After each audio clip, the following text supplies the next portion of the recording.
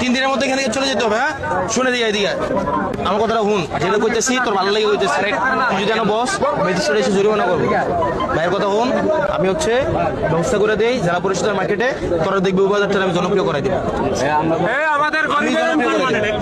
আমার কথা ওখানে তো ডিস্টার্ব করে না, ওখানে ডিস্টার্ব করবে না।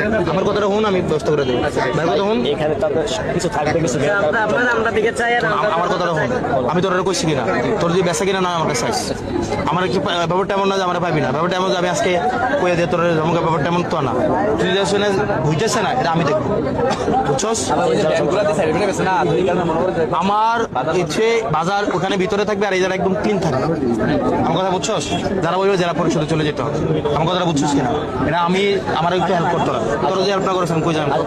তোরা যদি হেল্প না করো সেখানে হচ্ছে তোর মুরব্বীরা তোর হেল্প করে না আমার মানে। তোরা যদি হেল্প করো আমি কইলাম তো, আমি তোর দায়িত্ব নিতেছি। আচ্ছা ঠিক আছে, ইনশাআল্লাহ আমরা পাশে আগেও আমার কথা যদি সুস্থ তোরা, তাহলে তোরা 3 দিনের কারণ পরে ম্যাজিস্ট্রেট এসে দেখবি এটি লয়ে যাবো।